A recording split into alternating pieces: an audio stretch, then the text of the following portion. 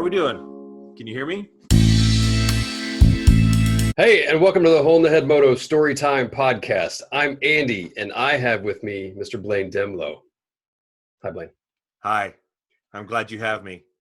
Yes. Well, this is a little bit adjacent to our normal format, but I felt like after our second season of the show, I wanted to do a little recap, figure out what we thought, where we landed, any updates after Oklahoma. You know what I mean? Yeah.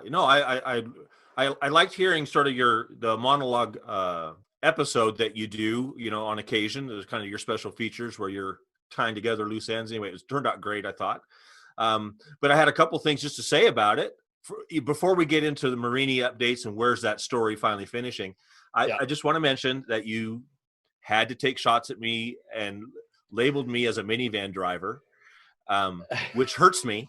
Okay, that hurts me because I don't drive a minivan, but I made a joke about my Mercedes M-Class looking like a minivan. It's one of those things. It's okay for me to make it.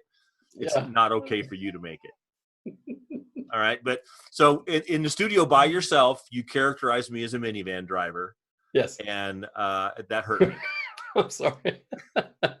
Okay. It was artistic license, dramatic license. Yes. Yeah. Well, you're quite artistic. So anyway, got through that. But there is something to be said about we'll get to it, but it is a very white lady with kids vehicle that you have done things to make it more credible and that's interesting. Well, here in Arizona, the person that drives a Mercedes M-Class is usually wearing a velour sweatsuit.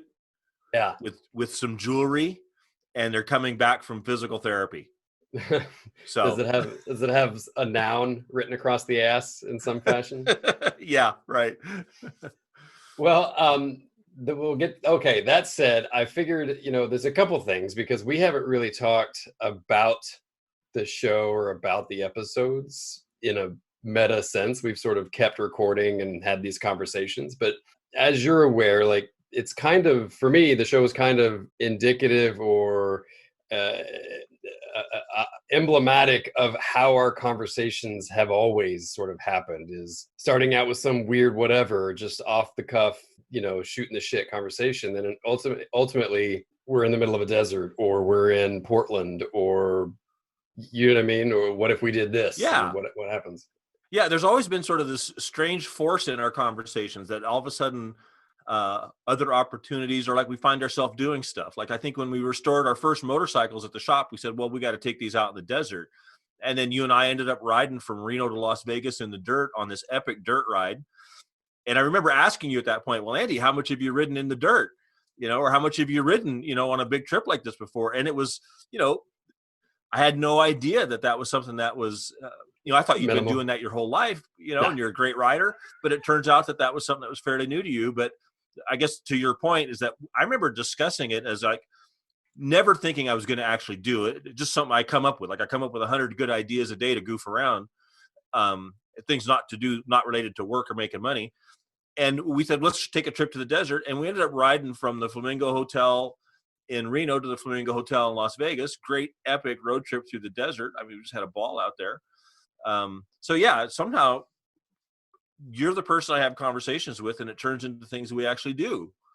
And that whole crazy story of you finding a Moto Morini, and then holding out information on me, manipulating me, and then us being able to get it. And then we met in Oklahoma. But I guess what I feel, what we really missed was the great Morini riding experience. I mean, as good as riding around Oklahoma was, I feel like we still need some sort of quintessential Morini experience to celebrate us both having these Morinis.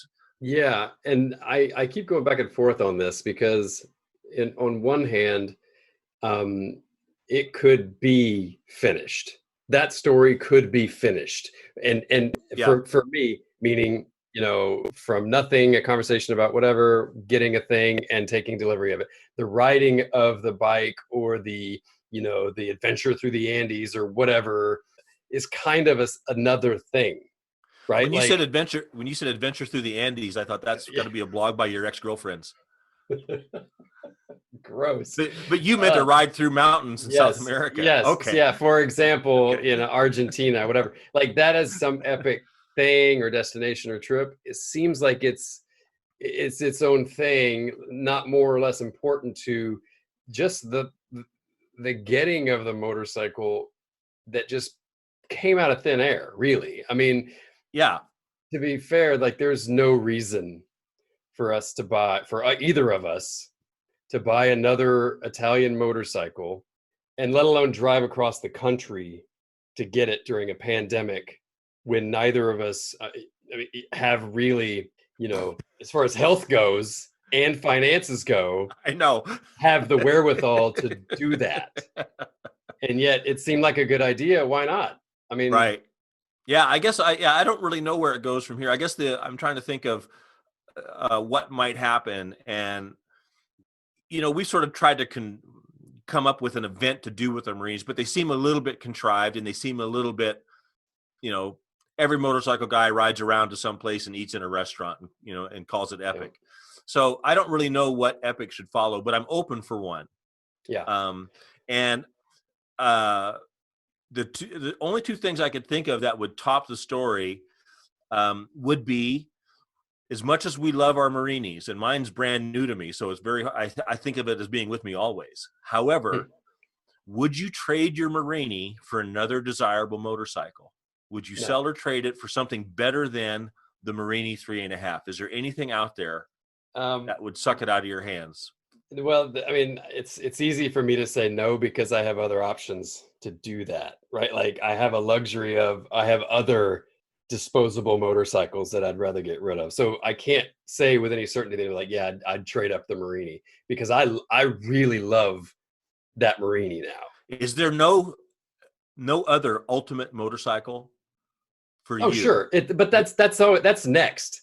Like the ultimate motorcycle for me is just the next one. Like right now, I can't stop thinking about that Perilla in Eastern Washington. You know what I mean? Which I just want to go on record once again is I will buy it for you. All you have to do is go and get it. Well, and two, the one sort of footnote here is that we have had more conversations since Oklahoma for sure. I mean, that was 4 months ago, right? So, we know that things have happened since then, and we've gotten those conversations. And funny enough, we're already seemingly building towards another little. Yes, I find a motorcycle that you really want, and then I hold it over you and ransom it.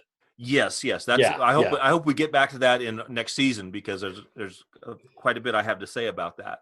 Yeah. But.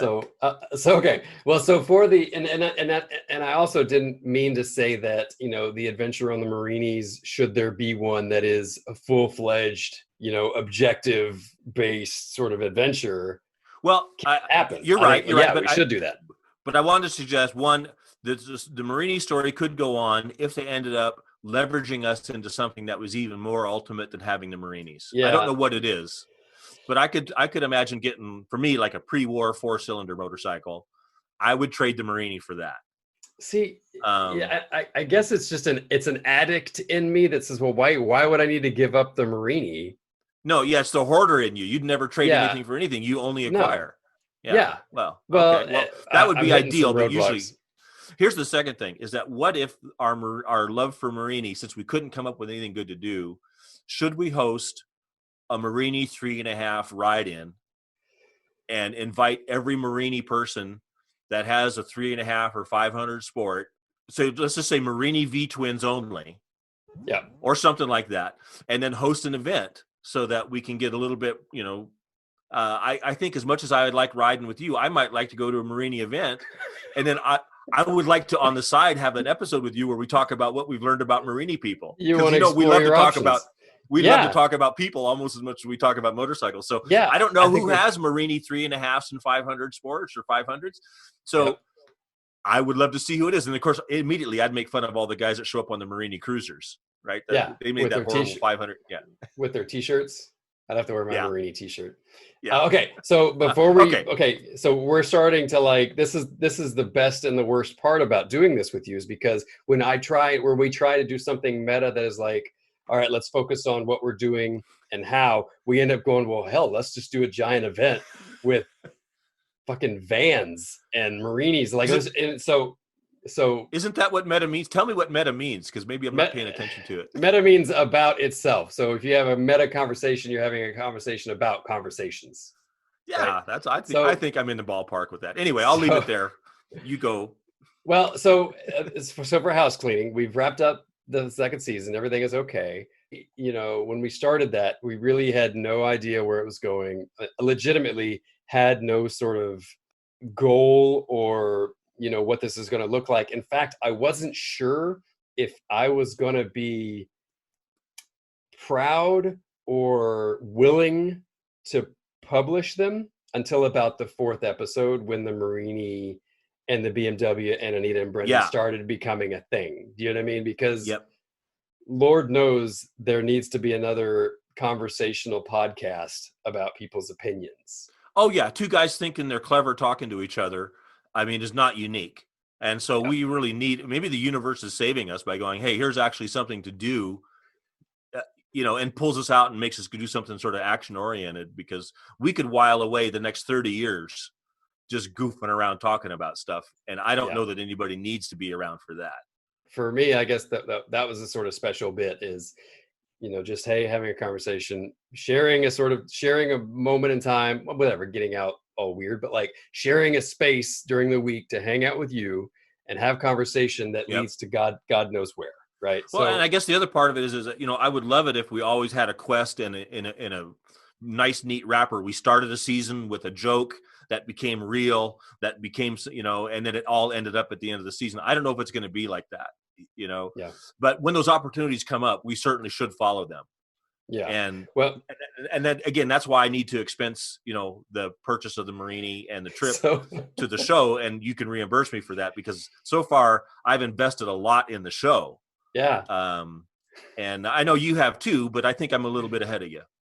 I think you got more financial skin in the game. This microphone wasn't cheap. So on that note, great segue. Again, we didn't plan this, but we do have some opportunities for gas money.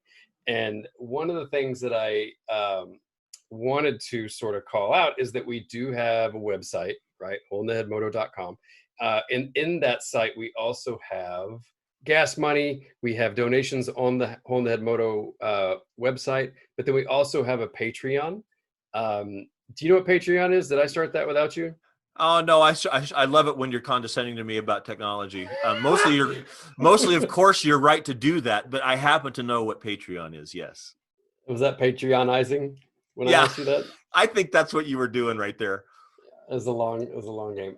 Well, so we do have Patreon set up, and also a shop on Hole in the Head Moto that will, you know, currently has the season 2 logo as well as season 1 logo on shirts and shit. And that's going to be ever expanding. We've had a conversation, you and I, about that. Right. Right. It's important for me that people know that, like, we are not like bankrolled, you know, I'm taking the week off. I agree with that, but I wonder why it's important to you. Are you worried that we're just somehow that we're rich playboys?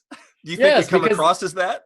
That's part of what I hate about some of motorcycle pop culture is, like, you know, you have these guys who are like, oh, I'm going to go on an adventure through Argentina, and, you know, I'm going to brute force my way through it on my 2020 GS with a full kitted gear of aluminum shit, and I'm taking off 6 weeks of work because I just need to go find myself. And it's like, well, dude, those guys are spending more on their titanium water bottles than I'm going to spend on that Voltaco Matador that I'm going to get. You should be doing that all the time.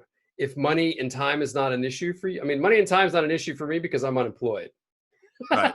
You know what I mean? Like, so, you know, if money and time is not an issue for you and you want to throw, you know, and have the experience of a lifetime, whatever, that's probably not fair. Like, if I were given the opportunity, I'd do that in a minute, I'm sure.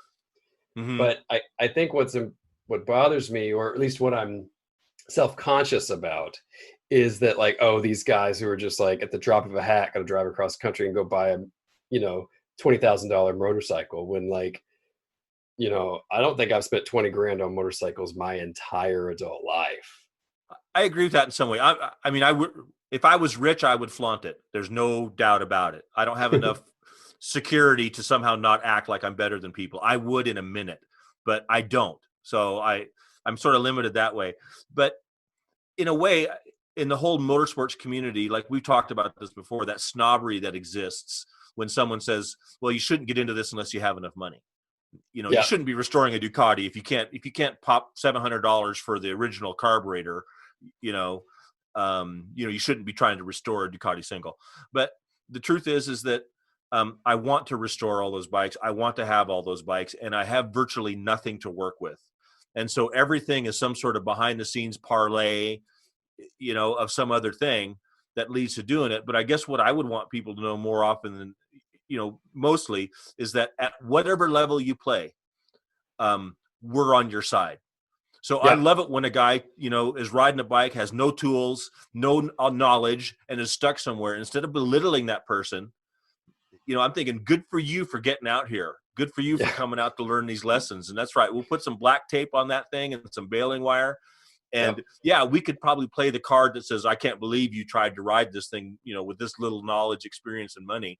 But I don't ever want to be that person. I just want to be embracing of at whatever level somebody's playing it, they're playing it, and if you run across, and it's the same thing in our projects, when you run across a repair done by a previous owner, I hate the people that make fun of what the previous owner has done. And with some limitations, but yes. No. I honor that because I'm thinking this guy had to go somewhere, had to get something done, or had no money or whatever. And so whatever they did in order to advance the cause.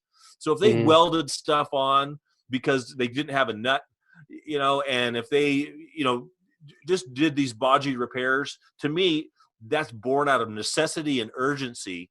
And I respect a person that absolutely has to have fun, no matter what the cost and no matter what the calendar says, and they're just advancing on having fun. And if they have to sacrifice something beautiful and proper to do it, I say do it. And that's the guy that and the person that I'm going to always cheer for. Yeah. Well, I'll just go down on the ship that says, unless you've chopped a frame to make a hardtail out of a Japanese motorcycle, I agree with everything that you just said. If you're chopping up a CX500 so you can hardtail it, then we'll have another conversation about that. But yes, I think that's the spirit of it. It's bootstrappy, but I'm not saying I want to hang out with that guy or invite him on the show. I'm just saying just to honor it. That I honor that because you know what? Someone got out there with a hand grinder and went to work. Yeah. And I just think that's the best thing ever. So. Yeah. Well, and if I'm being completely fair, I chopped my CX500 to make a bob. Yeah. I remember none of it means anything. No, I told you I was the first one to make a cafe racer out of a BMW and made all the BMW guys throw up, or one of the early ones anyway, to start doing that. And all the BMW guys threw up because I didn't keep it stock, and now of course it's the rage. Everybody cuts up a BMW, but not that I was setting a trend, but I guess what I mean is that I wanted to cut one up because I did not like the way the clunky 70s BMWs looked, but I like to ride them. And that should be okay for someone to mess with, Yeah. So anyway, that's the kind of person I want to embrace. And I don't care if they're rich or poor, wherever they are, as long as they're playing with their stuff, I'm going to be on their side. So all that, Oklahoma, as an update from Oklahoma, we had this conversation, had a bike, rallied around, made some plans. Plans fell through. Thanks for being accommodating with that, by the way, when my life was crumbling, during that little week or two, and meeting me in Oklahoma. I was happy to do it, but I'm going to build the show for those expenses. So that's fine. Just we'll ask for gas money. By the way, thank you to Tim S. in Boulder Creek, California, for donating.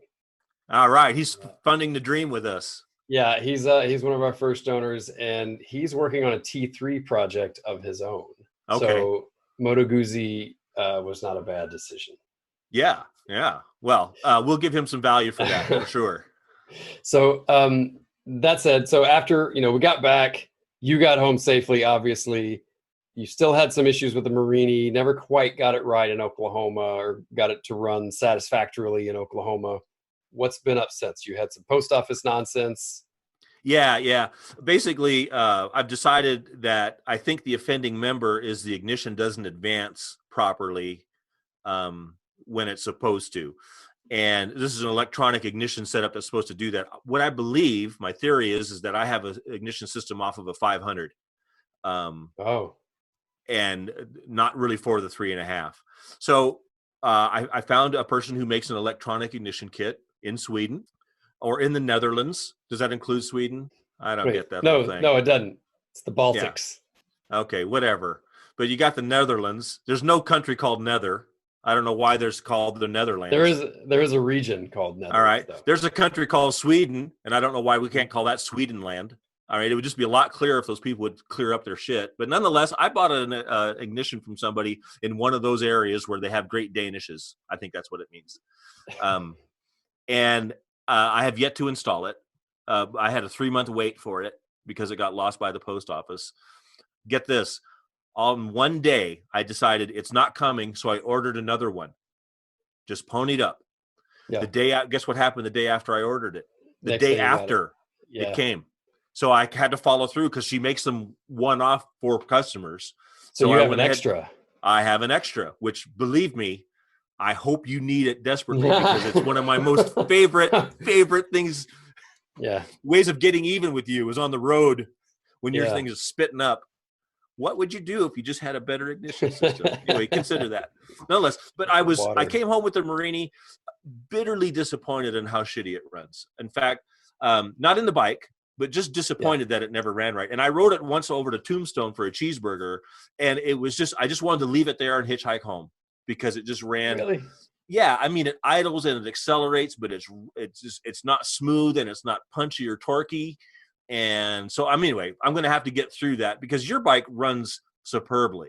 And when I rode yours, I thought that's what I was expecting. You know, something that was, it's lazy and the motor works easy and it's not super, super quick, but it's surprisingly responsive. And, you know, and I'm going to want mine to run like yours does. And this one's not even close. So I've ordered up stuff. I now have 2 units for the ignition. And so shortly I will go ahead and bolt those up and have an update for you on riding it. And I thought extensively about what color to paint it. So. Sure. And that god-awful seat needs to change as well. Oh, yeah. Yeah, it's got a sport seat on it. It really just needs the Strata seat. I don't know. So. I think you need the sport seat. Well, so okay. I'm glad that you rode mine for 2 reasons. One, there's hope for yours to get it to get it as good as mine. Right. But then 2, it was really like in a kind of a childish, self-centered way, like super gratifying for someone else whose opinion in motorcycles I respect to like the thing I built or like the thing I did. You know what I mean? So there's something gratifying in that I was like, okay, I'm not just an idiot. Like I like it for a reason. We're good, you know? Yeah. No, in this case, you know, yours is much better than mine at the moment. And of course, now my quest is to then completely humble you in our next visit with how good mine runs and how good it will look. Yeah. So that is something that I expect to get even with you on. Okay. So you got the thing. I'm looking forward to updates on that. And then that's that as far as what to expect from going forward episodes. Like we're kind of, that's the best and the worst part about this endeavor is like, we don't know where it's going to end up. We don't know, but you know, what I do like about talking with you is that every week, either you or I or both of us have worked on something. You know, every week, either you or I have bought something or, I mean, we're actively in the game. Which is terrible. Yeah. And yeah, as much of a curse as it is. And so at least, you know, we're not sitting around trying to think up content about what to talk about. Because every time we get together, I like to hear what you've worked on and what you're doing. Even to some degree, the ridiculous cuckoo clocks and pots that you sell that are nothing to do with our show. But while you're doing that, I'm working on and trying to fix stuff. And so, like, you know, even today, I'm ready to engage in a couple different conversations about what's happened since I've talked to you last time. And it's all based on being in the shop, working on stuff, buying and selling bikes and cars. And so it's, there's something about the reality of what we're doing. I hope comes across to people, that we didn't hire writers. We didn't, come up with an 8-episode storyline. Yeah. So. Which is totally scalable, by the way. Yeah. Okay. Yeah. Yeah. Like, what are you gonna do next week? I don't know. We'll see. Yeah. It's probably gonna be good though. It'll be good. But the pressure, I guess, from our audience, is going to be, it's like, damn it, Andy, you better do something awfully interesting between now and next week. And I hope so. Don't get lost in your studio. Don't get lost in, selling stuff on the side, mess with your bikes, get yourself in trouble and see if you can get out. That's what people are here to hear about. Yeah. Well, so one thing to expect, to put a sort of a beacon in the distance, is we are going to Texas and Oklahoma for Christmas a lot earlier. So we're going to spend about a month and a half in a much milder winter than we have here. So again, who knows what's going to happen? Who knows what's going to come up on Craigslist? Who knows how many bikes I can fit in the trailer? Well, I'm just laughing because I don't know if people in Oklahoma would describe their winter as more mild than it is in Seattle. No, it sucks right now, actually. Well, that's the thing. My wife has said, you're going early. You're going to catch a bit of the fall before you get into serious. Yeah, we're going to try to. But I versus a foot of snow for 3 months here, I'll take an occasional ice storm.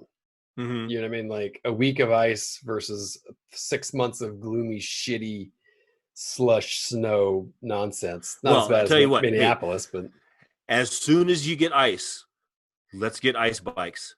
Let's put screws in our tires and ride on the ice. Okay. Yeah. If you're going to be in the icy place, then let's do what ice people do. Yeah. We got to find somebody who's an authority on that. And no, we don't. We'll just make it up. We just got to do it. We don't. No, we don't know. I mean, after the fact. We hardly ever know anything about what we're doing. Yeah. Well, okay. So there's that. That was anyway. I'm in. You're in. Let's see what happens in the next few. The website is holeintheheadmoto.com. Donation button. Instagram is at holeintheheadmoto. So is Facebook. Do the Patreon. See the store, et cetera, et cetera. All that's out there. Now that we've gotten it out of the way, we can get back to the business of talking shit and working on motorcycles. There it is. I'm looking forward to our next season. I imagine that we're the fastest growing 2-person motorcycle conversational podcast where one person is in a different time zone regarding Italian motorcycles on the planet. And I would say that we're the only podcast that has invited Oprah Winfrey to visit with us during the upcoming season. Open door. Yeah. Open door to invitation. Oprah. Yeah. Because, this is a lot about the secret and the universe and trying to work the spiritual side of it. And so we're going to have many celebrity guests coming up based on my plans and expectations. Focus on the expectations. But yes. Yeah. Okay. Well, till next time.